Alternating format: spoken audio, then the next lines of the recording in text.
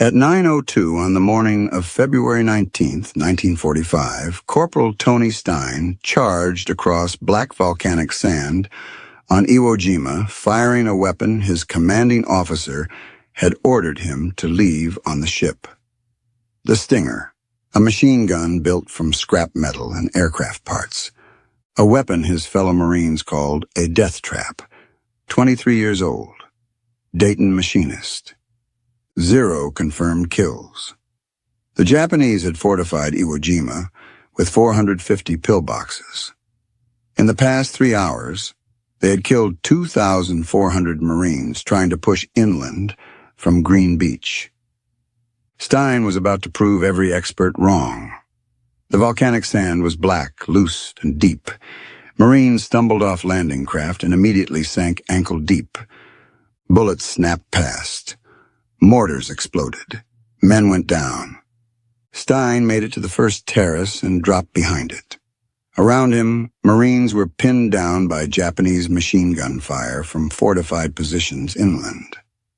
A pillbox about 150 yards up the beach was cutting down Marines as they advanced. Concrete bunker, small firing slit, machine gun visible inside. This was what the Stinger was built for.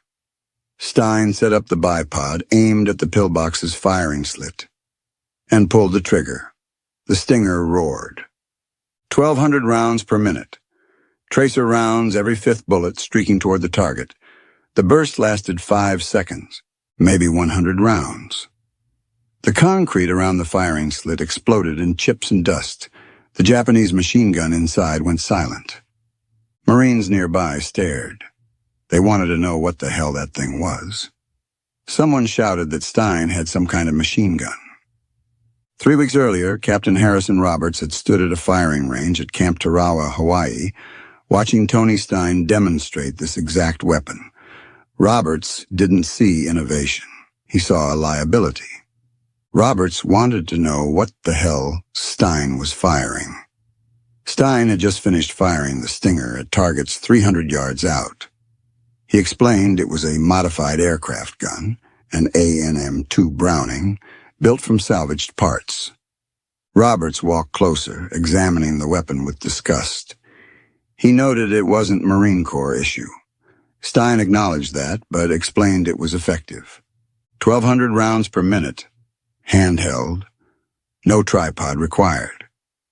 Roberts pointed out there was no cooling jacket. He wanted to know what would happen when the barrel overheated in combat. Stein explained you fired in short bursts and let it cool between engagements. Roberts shook his head. He told Stein that the weapons the Marine Corps issued were tested, approved, and reliable. They didn't fail when you needed them most. Roberts said Stein's contraption, this scrap metal gun, was going to fail. And when it did, Stein would get himself killed. Roberts paused, his voice dropping. Worse, Stein would get the men around him killed. Stein met his captain's eyes. He explained that the M1919 Browning weighed too much and fired too slow. Against Japanese pillboxes, they needed more firepower. This weapon provided it. Roberts dismissed it as an unauthorized piece of junk that had no place in his company. Roberts stepped closer. He ordered that when they shipped out, that weapon would stay behind. Stein would carry standard issue equipment like every other Marine. Roberts wanted to know if that was clear. Stein said it was crystal clear. But when the 5th Marine Division sailed from Hawaii on January 27, 1945, Tony Stein brought his Stinger with him, hidden in his gear, against orders. Now, on the beaches of Iwo Jima, that scrap metal gun was saving lives. Stein swung the Stinger toward another pillbox 70 yards to the right, built into a volcanic rock terrace. The machine gun inside was sweeping the beach, cutting down Marines trying to advance. He aimed, fired. 5-second burst. Pause. Another burst. The pillbox went silent. But Stein was burning through ammunition faster than anyone in the company. 1,200 rounds per minute meant a 250-round belt lasted about 12 seconds of sustained fire. In the first 20 minutes on the beach, he'd used 4 belts, 1,000 rounds gone. He had 500 left. Stein shouted to Corporal Frank Rodriguez that he was out of belts. Rodriguez told him there was more ammunition back on the beach at the supply dump near the water. Stein asked how far, maybe 80 yards. 80 yards through sand, under fire. Japanese mortars were falling randomly across the landing area. Machine gun fire swept the sand. But the Marines needed that ammunition. The Stinger was the only weapon that could suppress those pillboxes effectively. Stein said he would go. Rodriguez grabbed Stein's arm. Rodriguez told him he would get killed. Stein said they would all get killed if they stayed pinned there. He needed more ammunition. Stein didn't wait for permission. He left the Stinger with Rodriguez, too heavy to carry on a run, took only his rifle, and started running back toward the beach. The volcanic sand pulled at Stein's boots. He stumbled, caught himself, kept moving. A mortar round exploded 20 yards to his right. Shrapnel whined past. He reached the supply dump. Ammunition crates were stacked near the water's edge under scattered cover. Stein grabbed 2 belts of .30 caliber ammunition, slung them over his shoulder, and started back. Halfway back, he saw a Marine down in the sand, not moving. Another Marine was crawling toward him, trying to reach him. Stein changed course. The wounded Marine had taken shrapnel to the leg, bleeding badly. The other Marine was trying to drag him to cover, but wasn't strong enough. Stein grabbed the wounded man under the arms. He told the other Marine he had him. Together they dragged him back to the terrace where Rodriguez waited. A corpsman took over. Stein grabbed the Stinger and loaded a fresh belt. Total time for the run, maybe 4 minutes. He'd brought back ammunition. He'd brought back a wounded Marine. And he was about to do it again. Over the next 6 hours, Tony Stein made 8 trips back to that supply dump. 8 times running through Japanese fire. 8 times bringing back ammunition. 8 times carrying a wounded Marine to safety. He destroyed 5 pillboxes, killed at least 20 Japanese soldiers, and kept the Stinger firing when every expert said it would fail. If you want to see how this scrap metal gun, that wasn't supposed to work, changed Marine Corps tactics forever, please hit that like button. It helps us share more forgotten stories like this, and please subscribe if you haven't already. Back to Tony Stein. The story of the Stinger began 9 months earlier on Bougainville, October 1943. The 1st Parachute Battalion was fighting a grinding campaign against Japanese forces dug into jungle positions. The fighting was brutal. Close-range firefights, ambushes, counterattacks through dense vegetation. The Marines needed firepower. They needed it fast, portable, and overwhelming. The standard-issue weapons weren't cutting it. The M1919 Browning machine gun was effective, but weighed 31 pounds without ammunition. You needed a crew to move it. You needed time to set up. The Browning automatic rifle was lighter, but fired only 550 rounds per minute. Good for suppression, but not enough to shred a Japanese position. The Thompson submachine gun was handheld, but only effective at close range. Beyond 75 yards, it was useless. The Marines needed something better. Sergeant Mel Grevich was a machinist from Milwaukee. He'd worked in tool and die shops before the war. He understood metal, tolerances, stress points. Grevich saw the same problem everyone else saw. Conventional weapons weren't adequate for jungle warfare against fortified positions, but unlike everyone else, he had the skills to build a solution. One evening in late October, Grevich was near the airfield on Bougainville. A Marine Corsair had crashed on the runway during takeoff. The pilot had escaped uninjured, but the plane was wrecked. Salvage crews were stripping useful parts. Grevich walked over to watch, and that's when he saw it. The ANM-2 Browning machine gun mounted in the Corsair's wing. aircraft version of the .30 caliber, 1,200 rounds per minute. Lighter than the M1919 because it didn't need the same heavy mounting system, designed to fire from vibrating, moving aircraft. But no cooling jacket, no tripod. Not designed to be handheld. Grevich stood there staring at that gun, and an idea formed. What if you could mount that aircraft gun on something stable enough to fire from the shoulder or bipod? What if you stripped away the aircraft mounting hardware and adapted it to ground use? What if you could give a Marine the firepower of an aircraft gun? Grevich asked the salvage crew if he could have the gun. They looked at him like he was crazy. They wanted to know what he planned to do with it. Grevich said he wanted to try something. The crew shrugged. As far as they were concerned, the gun was scrap. Take it if you want it. Grevich took it. He brought in Private First Class John Little, another machinist who understood fabrication. Together, they worked on that gun every spare moment they had. They stripped the aircraft gun down to its core components, removed the mounting brackets, removed the charging system designed for aircraft use. They needed a stock, something to absorb recoil and allow handheld firing. Grevich found a broken M1 Garand, a rifle that had been damaged in combat and marked for disposal. He cut the stock and modified it to fit the aircraft gun. They needed a trigger system. The aircraft gun had a solenoid trigger designed to be fired electrically from the cockpit. Grevich adapted a manual trigger from a Browning automatic rifle. Simple mechanical linkage. They needed a way to control recoil. Aircraft guns were mounted solidly in wings. They didn't need recoil mitigation.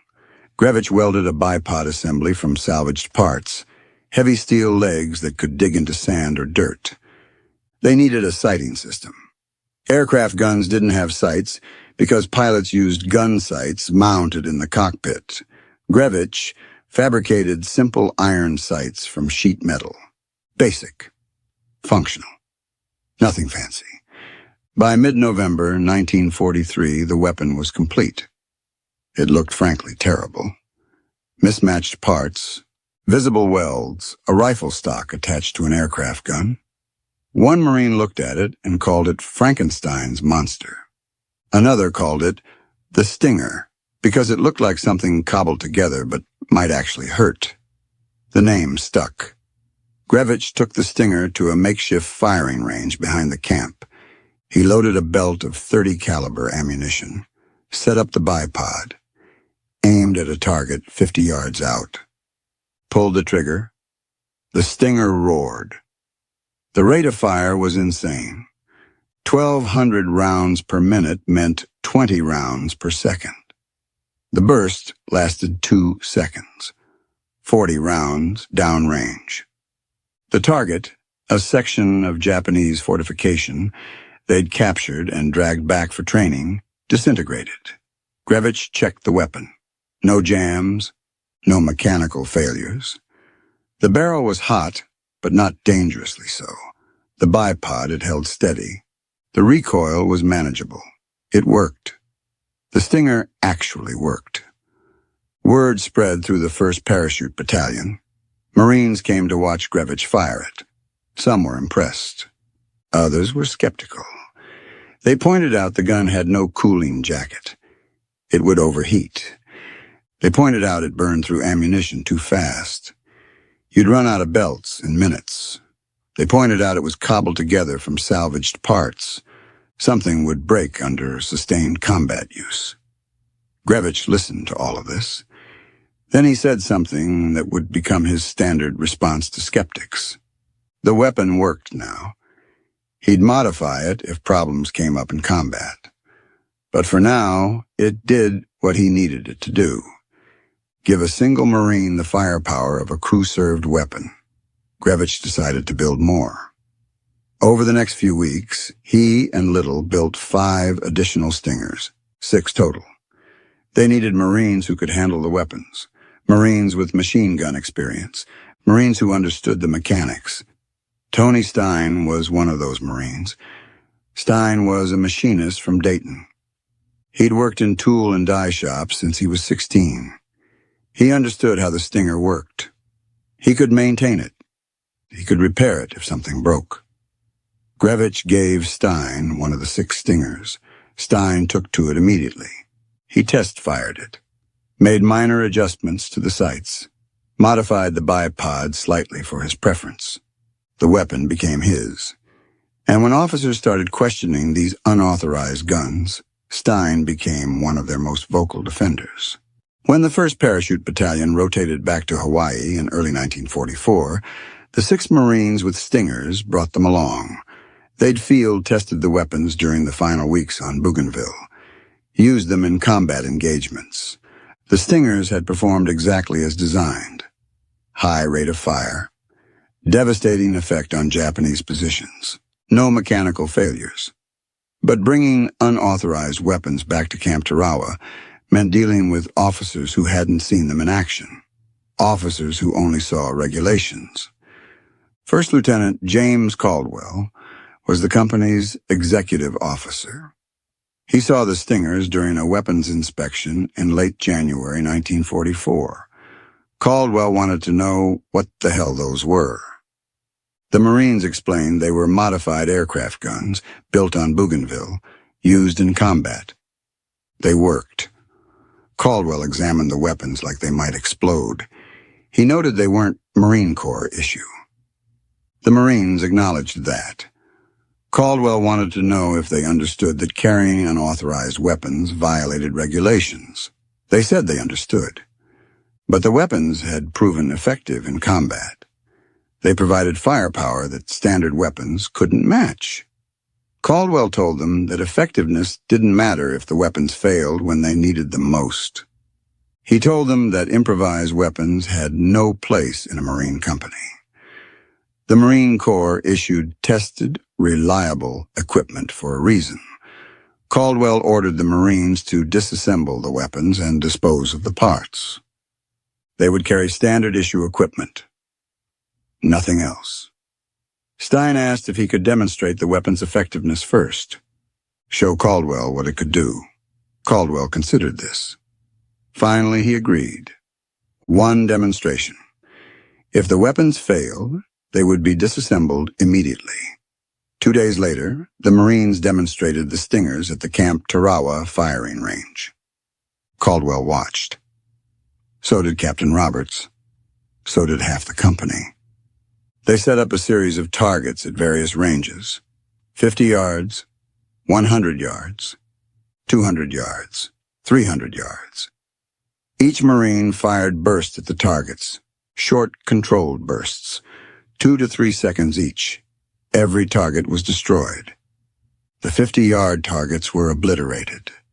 The 300-yard targets took multiple bursts, but were still effectively suppressed. They reloaded, fired again. The weapons never jammed. The barrels heated up but never reached dangerous temperatures. The bipods remained stable.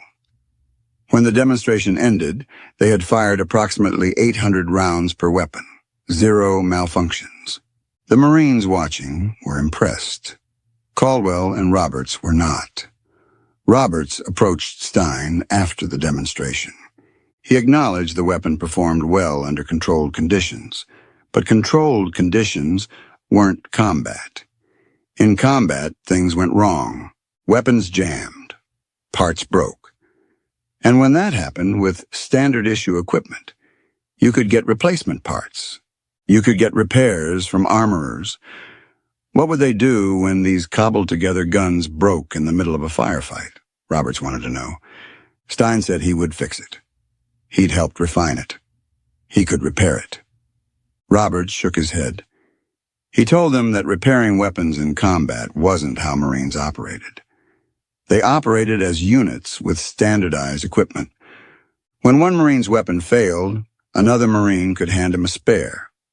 When ammunition ran low, you could redistribute from other squads. The Stingers broke all of that. They used .30 caliber aircraft ammunition in belts that no other weapon in the company used. They required specialized maintenance that only a few men could perform. If those men went down, the weapons became useless. Roberts made his decision. The Stingers would not deploy with the company. They were too much of a liability. When they shipped out for the next operation, wherever that was, the scrap metal guns would stay behind. That was an order. The Marines said they understood. But Roberts could see in their eyes that they didn't agree. Over the next 6 months, the Marines with Stingers made improvements to the weapons. They couldn't prevent the order to leave them behind. But they could make sure they worked better when they inevitably brought them anyway. The cooling problem was real. After sustained firing, the barrels heated to temperatures that could cause malfunctions. They couldn't add cooling jackets without adding too much weight, but they could improve heat dissipation. They wrapped sections of the barrels with heat-resistant cloth salvaged from damaged flight gear. Not a perfect solution, but it helped. They modified the bipods. The original designs worked on flat ground but struggled in sand or loose soil. They added wider feet, more surface area to prevent sinking. They improved the sighting systems. The original iron sights were functional but crude. They fabricated more precise rear sights with windage adjustment. Still simple, still durable, but more accurate. By summer of 1944, the Stingers had evolved. They were still cobbled-together weapons built from aircraft parts and rifle components, but they were refined, tested, combat-proven, and the Marines who carried them had no intention of leaving them behind. The 5th Marine Division was formed in November 1944. Tony Stein was assigned to Company A, 1st Battalion, 28th Marines. New division, new officers, another chance to be told his weapon wasn't authorized. Captain Harrison Roberts was assigned as commanding officer of Company A. Roberts reviewed the company's personnel and equipment. When he got to Corporal Stein, he saw the notation in Stein's file. Demonstrated unauthorized weapon. Ordered not to deploy with non-standard equipment. Roberts called Stein to his office. He wanted to see this weapon everyone had been talking about.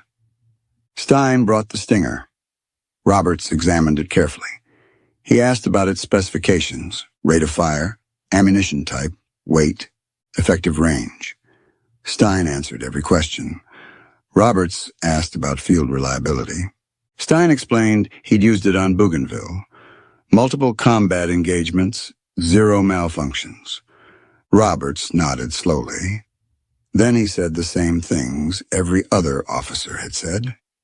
It wasn't tested, it wasn't approved. It created logistical complications.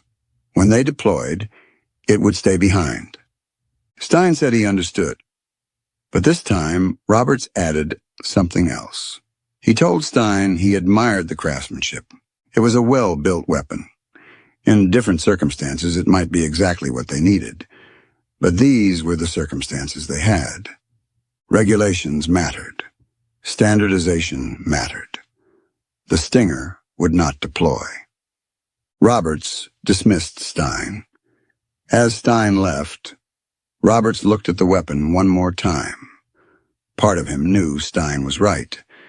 The Stinger could provide firepower they would need. But part of him also knew that allowing Marines to carry unauthorized equipment opened a door that shouldn't be opened. If these 6 could bring their cobbled-together guns, why couldn't others modify their equipment? Where did it end? Roberts made the same choice every officer before him had made. The safe choice. The choice that followed regulations. On January 27, 1945, the 5th Marine Division sailed for Iwo Jima. Tony Stein was on that ship. So was the Stinger, hidden in Stein's gear, wrapped in canvas, disassembled to avoid detection during equipment inspections. Stein had decided months ago that if he was going into combat, he was going with the weapon he trusted most. Regulations could go to hell. Iwo Jima was 8 square miles of volcanic rock in the middle of the Pacific Ocean. The Japanese had been fortifying it for 8 months. 450 pillboxes, 13,000 defenders, miles of tunnels connecting underground positions, every approach covered by interlocking fields of fire. The American plan was straightforward. 3 Marine divisions would land on the eastern beaches. They would push inland. Secure Mount Suribachi on the southern tip. Take the airfields. Fight north through fortified positions until the island was secure. Intelligence estimated the operation would take 5 days. It took 36. Intelligence estimated casualties would be moderate. The Marines suffered 26,000 casualties. 6,800 dead, 1/3 of all Marines who landed. The highest casualty rate of any battle in Marine Corps history. The Japanese defenders had turned Iwo Jima into a killing field. They didn't fight from trenches or exposed positions. They fought from reinforced concrete bunkers with walls 3 feet thick. They fought from spider holes in camouflage positions. They let Marines advance past their positions, then opened fire from behind. Every yard of ground cost lives, and conventional tactics weren't working. The Marines landed with flamethrowers, demolition charges, and tank support. All of it was effective. None of it was enough. The Japanese pillboxes were positioned to provide mutual support. When you attacked one position, 2 others would open fire on you. When you destroyed one pillbox, Marines would advance, and a concealed position would open fire from a different angle. It was a nightmare. The Marines needed overwhelming firepower. They needed to suppress multiple positions simultaneously. They needed something that could pour fire into those concrete slits fast enough to keep defenders' heads down, while Marines advanced. Tony Stein had exactly that weapon. And on February 19th, 1945, he was about to prove it. The landing craft carrying Company A hit Green Beach at 9:02 in the morning. The ramp dropped. Marines poured out onto volcanic sand. And the Japanese opened fire, machine guns, mortars, artillery. The beach erupted in explosions and bullets. Marines went down immediately. Some never made it off the landing craft. Others took a few steps and fell. The volcanic sand was loose and deep. Every step was exhausting. Marines struggled to move forward. Stein was one of the first off his landing craft. He carried the Stinger across his chest, a rifle on his back, an ammunition belt slung over both shoulders. Total weight, about 80 pounds. He ran forward through the sand. 20 yards, 30 yards. A Marine to his left went down. Another fell ahead of him. Stein kept moving. He reached the first terrace, a natural rise in the volcanic sand about 40 yards from the water. It provided minimal cover, just enough to get out of direct fire. Stein dropped behind the terrace and looked back. The beach was chaos. Landing craft were still arriving. Marines were pinned down in the sand. Wounded men were crawling toward cover. And the Japanese were firing from positions the Marines couldn't see. Stein set up the Stinger, extended the bipod, loaded a belt of ammunition, scanned the terrain ahead. 150 yards inland, a concrete pillbox sat in a rise of volcanic rock. Small rectangular opening, machine gun barrel visible inside. The pillbox was firing in controlled bursts, sweeping the beach. Every burst killed or wounded Marines.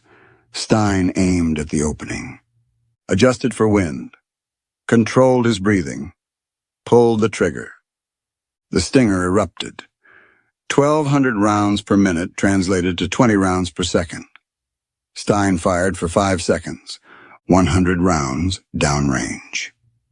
The tracer round showed the stream of fire arcing toward the pillbox. Concrete exploded around the opening. Dust and fragments filled the air. The Japanese machine guns stopped firing. Whether the crew was dead or just suppressed, Stein didn't know. Either way, the pillbox was neutralized. Marines nearby turned to look. They wanted to know what Stein was firing. They'd never heard anything like it. Stein swung the Stinger to the right. Another pillbox 70 yards away. Same procedure. Aim, breathe, fire. 5-second burst. The pillbox went silent. In the first 10 minutes on Iwo Jima, Tony Stein had destroyed 2 Japanese positions. The Stinger had performed exactly as designed. And Captain Roberts, somewhere on that beach, was about to realize that regulations don't win battles. Firepower does. By 9:30, Stein had fired 6 belts of ammunition, 1,500 rounds. He'd destroyed 4 pillboxes and suppressed 2 others. Marines were advancing past his position, using the covering fire to move inland. But Stein was running out of ammunition. The .30 caliber belts were heavy. He'd carried 6 belts ashore. About 60 pounds of ammunition. Now he was down to his last belt. 250 rounds, maybe 15 seconds of firing time. He needed more. Corporal Frank Rodriguez was firing from a position 10 yards to Stein's right. Stein called to him that he was almost out of belts. Rodriguez told him the supply dump was back on the beach near the water. Stein asked how far. Rodriguez estimated 80 yards. Stein looked back toward the beach. 80 yards of open sand. Japanese mortars were still falling. Machine gun fire was sweeping across the landing area. But the Marines needed the Stinger firing. It was the only weapon providing effective suppression of those pillboxes. Stein told Rodriguez he was going. Rodriguez grabbed his arm and told him he would get killed. Stein said they would all get killed if they stayed pinned down.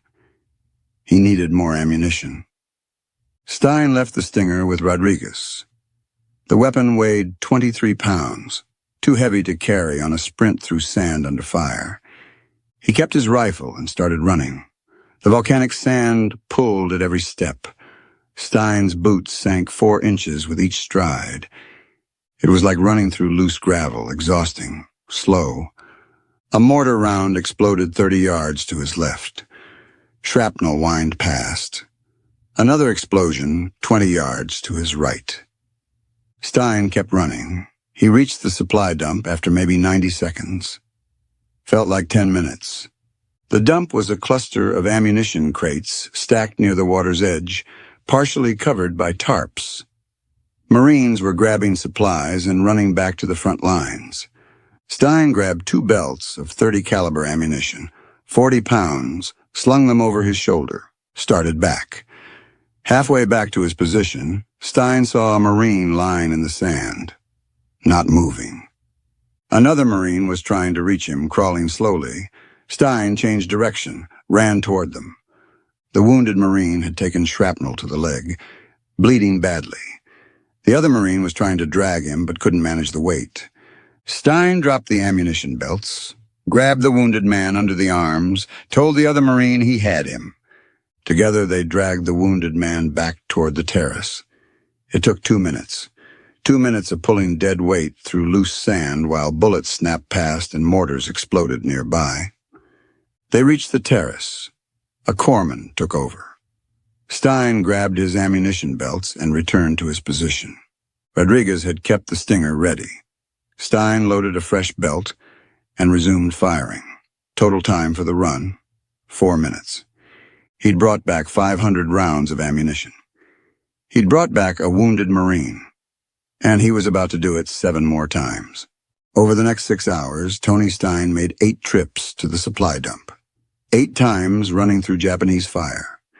8 times bringing back ammunition. 8 times carrying a wounded Marine to safety.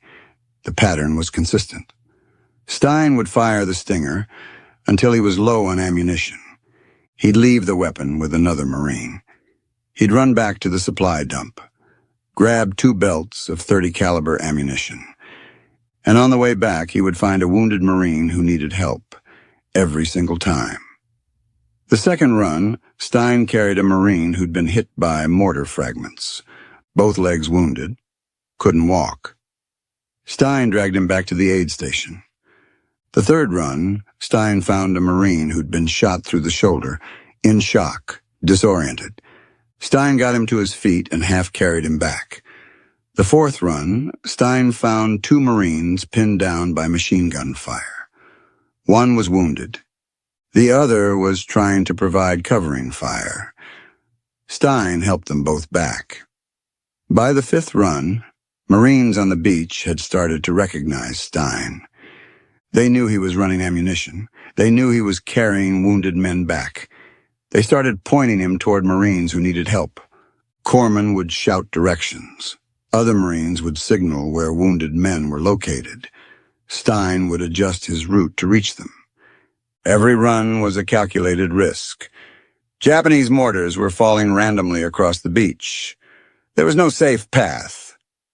You just ran and hoped you didn't get hit. Stein never hesitated.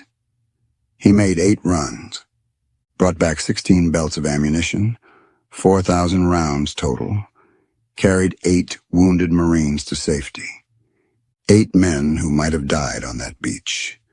8 men who went home to their families because Tony Stein put their lives ahead of his own. And the Stinger, that scrap metal gun that wasn't supposed to work, destroyed 5 Japanese pillboxes and killed at least 20 enemy soldiers. It never jammed, never overheated to the point of failure, never broke. The weapon performed exactly as Grevich and Little had designed it to perform. By 3 in the afternoon, Company A had advanced 500 yards inland, farther than any other company in the 28th Marines. The Stinger's suppressive fire had enabled that advance. Without it, the Marines would have been pinned down for hours, maybe days. More men would have died. The advance would have stalled. But with the Stinger providing overwhelming firepower, Marines could move. They could advance. They could take ground. And Tony Stein, the corporal with the unauthorized weapon, had proven every skeptic wrong.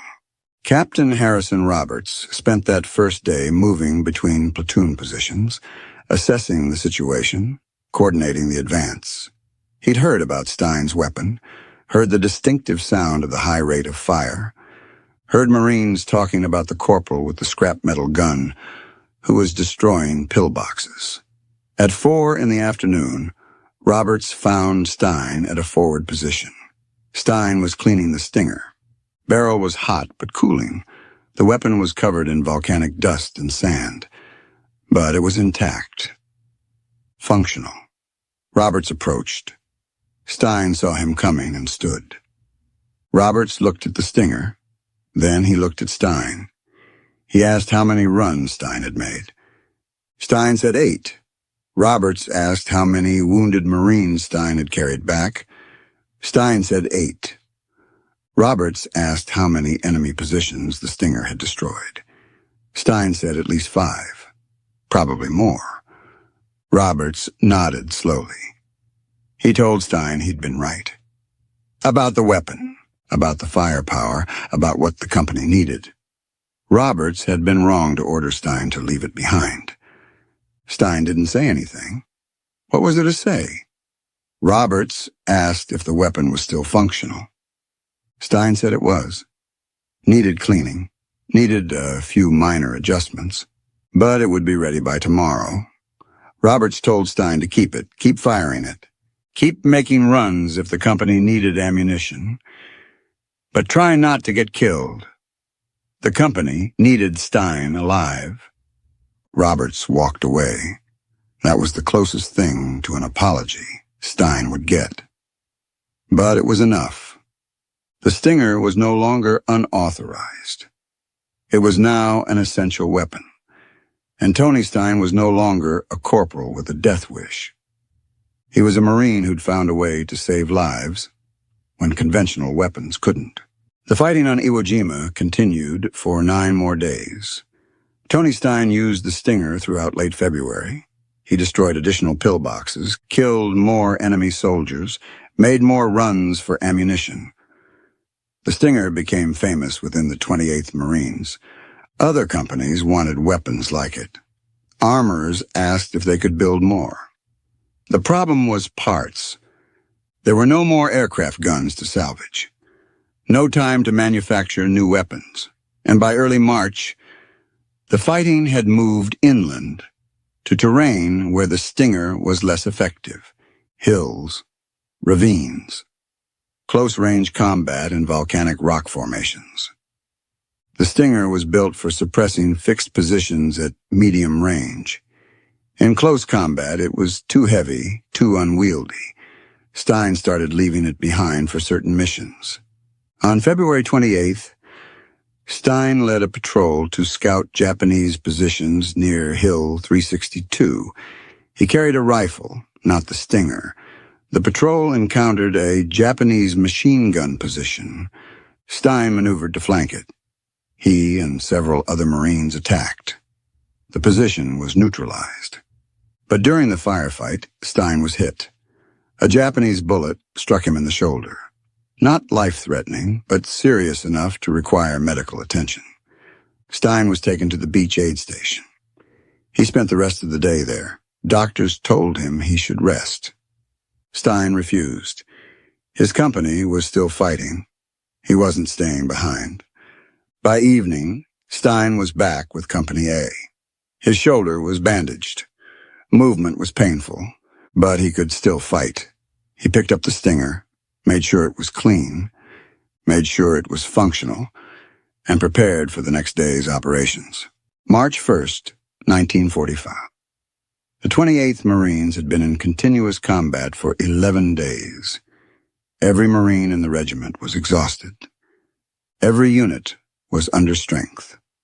Company A had started the battle with 215 men. By March 1st, they had 160 effectives, 55 casualties, dead, wounded, or evacuated. The regiment was still fighting for control of Hill 362, a volcanic ridge in the north-central part of the island. Japanese defenders had fortified it with interlocking positions, caves, tunnels, hidden firing points. Every yard of progress cost lives. On the morning of March 1st, Company A was ordered to send a patrol to scout enemy positions. Intelligence indicated Japanese machine gun emplacements on the approaches to the hill. The patrol needed to locate them, assess their strength, report back. Stein volunteered to lead the patrol. He took 18 other Marines, 19 men total. They moved out at 0800 hours. The patrol moved cautiously through volcanic rock formations. Every ridge could hide enemy soldiers. Every cave could contain a machine gun nest. They advanced slowly, checking terrain, watching for movement. At 0915, they spotted the first machine gun position, concealed in rocks about 70 yards ahead. The gun was positioned to cover the main approach to the hill. Stein signaled for the patrol to halt. He studied the position, counted at least 3 enemy soldiers visible, probably more inside the rocks. The patrol needed to get closer. Assess the full defensive layout. Stein signaled for the patrol to advance. They moved forward in short rushes. Cover to cover. At 0930, when they were 50 yards from the position, the Japanese opened fire. The machine guns swept the patrol's position. 2 Marines went down immediately. The rest dove for cover. Stein returned fire with his rifle. The patrol was pinned down. The machine gun had them in a crossfire with another position they hadn't spotted. Stein realized they were in a kill zone. Multiple interlocking positions. The patrol needed to withdraw, but they couldn't leave the wounded Marines. Stein made his decision. He told the patrol to provide covering fire. He would go for the wounded men. Stein moved. Low crawl, using every bit of available cover. He reached the first wounded Marine, grabbed him, started dragging him back. The Japanese machine gun tracked him. Bullets kicked up volcanic dust, struck rocks. One round hit Stein, then another. Stein went down. The patrol's covering fire intensified. Several Marines rushed forward. They reached Stein and the wounded Marine, dragged them both to cover. Corpsman John Willis got to Stein first. 2 gunshot wounds, chest and abdomen. Willis tried to stop the bleeding, tried to stabilize him, but the wounds were too severe. Corporal Tony Stein died at 09:43 on March 1st, 1945. 11 days after landing on Iwo Jima, 23 years old. He destroyed at least 8 Japanese fortified positions, killed at least 30 enemy soldiers, made 8 runs through enemy fire to resupply ammunition and rescue wounded Marines. He'd proven that innovation and courage could overcome regulations and skepticism. The patrol extracted under covering fire from other units. They brought Stein's body back. The Stinger was recovered. It was sent back to Hawaii with Stein's personal effects. Eventually, it ended up in storage. The other 5 Stingers continued to be used by the Marines. But Stein's weapon, the one that had destroyed 5 pillboxes on February 19th, was never fired in combat again. There was only one Tony Stein. On February 19th, 1946, Tony Stein's Medal of Honor was presented to his widow during a ceremony at the Ohio State House. The medal was presented by Rear Admiral Richard Pennoyer in the presence of Ohio Governor Frank Losh. The citation describes Stein's actions on February 19th, 1945. The 8 runs through enemy fire, the pillboxes destroyed, the wounded Marines rescued. The citation called him conspicuously gallant. It described the Stinger as a personally improvised aircraft-type weapon. The citation made no mention of Mel Grevich and John Little, made no mention of the fact that 6 Stingers existed, not one, made no mention of the skepticism the weapons had faced, made no mention of the regulations violated by bringing them ashore. Those details weren't considered relevant to the award. The award recognized courage, initiative, selfless service. Tony Stein had demonstrated all of that. And the full story of how the Stinger came to exist didn't diminish his heroism. Grevich and Little had created an innovative weapon. Stein had proven its worth in the most demanding circumstances imaginable. Both contributions mattered. Tony Stein was buried in Calvary Cemetery in Dayton, Ohio. His grave is marked with a simple headstone. No mention of the Stinger, just his name, rank, and the Medal of Honor emblem. Veterans groups occasionally hold ceremonies there, but most people who drive past the cemetery don't know who Tony Stein was or what he did. The story of the Stinger remains obscure. Military historians know about it. Weapons enthusiasts know about it. But it's not taught in most history classes. It doesn't appear in most documentaries about Iwo Jima. The famous image of the battle is the flag raising, not a machinist from Dayton with an improvised machine gun. Maybe that's appropriate. Tony Stein didn't fight for recognition. He fought because his fellow Marines needed firepower. Mel Grevich had built the Stinger because he saw a problem and had the skills to solve it. Tony Stein proved the weapon worked. Lives were saved. That's what mattered to them. And in the end, that's what should matter to us. Tony Stein's story raises questions that are still relevant 80 years later. How much initiative should individual soldiers have to modify equipment? When does innovation become insubordination? When should commanders override regulations to allow effective but unauthorized solutions? The military operates on standardization for good reason.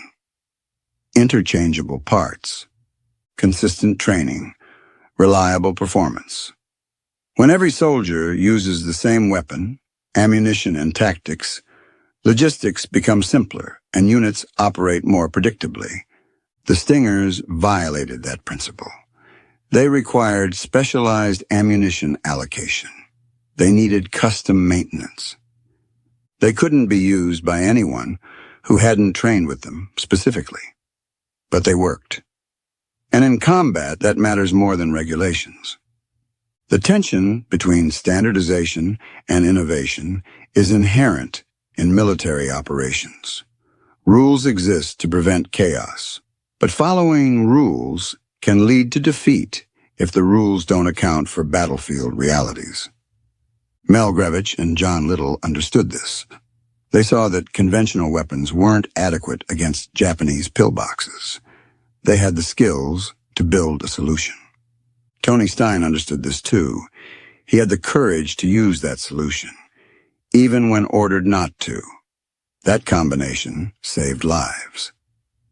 The modern military tries to balance regulation with innovation. Special operations units allow more equipment customization.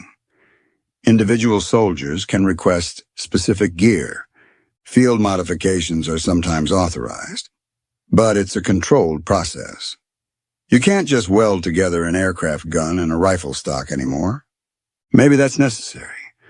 Modern weapons are complex. They're tested extensively. Unauthorized modifications can cause catastrophic failures. But something is lost when you eliminate all individual initiative.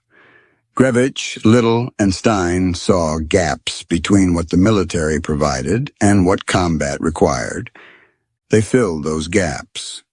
Not by waiting for approval, not by submitting requests through proper channels, by building what was needed with their own hands, and by having the courage to use it. That's the lesson. Not the specific weapon, not the technical details, but the principle. When lives are on the line and conventional solutions aren't working, individual initiative can make the difference between survival and death. Tony Stein made that difference. The Stinger was his tool. Courage was his method. Saving lives was his goal. And in the end, that scrap metal gun, mocked and dismissed and nearly banned, helped win one of the most important battles in American history. The skeptics were wrong. Grevich, Little, and Stein were right. And 80 years later, that's a lesson still worth learning. Because the next war won't be won by committees. It'll be won by men and women like them, who see a problem, build a solution, and have the courage to use it, even when everyone tells them they're wrong. If this story moved you the way it moved us, do me a favor. Hit that like button right now. Every single like tells YouTube to show this story to more people. And these stories need to be told. Hit subscribe and turn on notifications. We're rescuing forgotten stories from dusty archives every single day. Stories about Marines who proved themselves with skill and courage. Real people. Real heroism. Drop a comment right now and tell us where you're watching from. Are you watching from the United States, United Kingdom, Canada, Australia? Our community stretches across the entire world. You're not just a viewer. You're part of keeping these memories alive. Tell us your location. Tell us if someone in your family served. Tell us if you've heard stories like Tony Stein's. Just let us know you're here. Thank you for watching, and thank you for making sure Tony Stein, Mel Grevich, and John Little don't disappear into silence. These men deserve to be remembered, and you're helping make that happen.